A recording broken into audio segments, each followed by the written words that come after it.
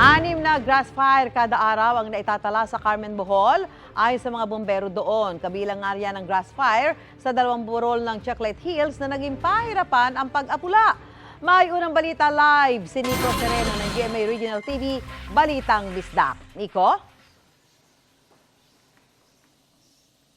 Susan, matapos nga mahigit 3 oras na grass fire nitong Martes ng gabi, tila nagkulay uling ang 2 burol ng pamosong Chocolate Hills dito sa bayan ng Carmen, Bohol.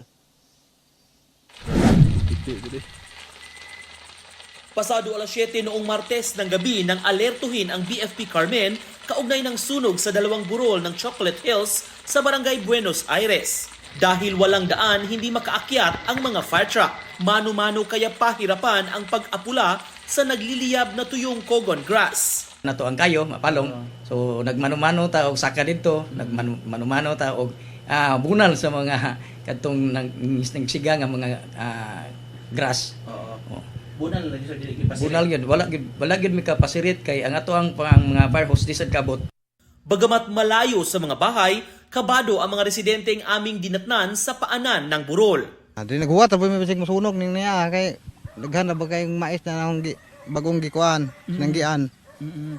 Amo ra bantayan bisig kana pa ring ubos. Paabot mi sinani bumbiro mabot na yun. Jadi napi uban ni ngonog. Usapi pag abot ta bumbiro anang arang habuga man. O nang paabot mi kon diha bumbiro ito sa taas. Pero kabantay to kanang mo ambugan ni ubos ba. Hindi raw ito ang unang sunog sa Chocolate Hills ngayong tag-init. Ayon sa BFP Carmen, hindi bababa sa 6 na insidente ng grass fire kada araw ang kanilang naitatala sa iba't ibang lugar dito sa bayan ngayong panahon ng tag-init. Kaya patuloy silang nananawagan sa kooperasyon ng publiko para maiwasan ito. Bagamat umabot ng 5,000 square meter, walang napinsalang ari-arian ng sunog na naapula pasado alas 10 ng gabi ding yun. Inaalam pa ng BFP ang pinagmulan ng grass fire.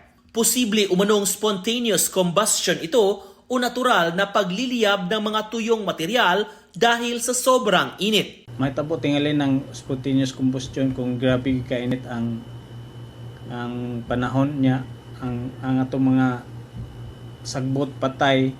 So mahitabo gyapon na siya. Pero di nato lesson nato i-determine og mao gyud siya kuan kasagaran gyud man activity. Grabe pitik-pitik gud eh.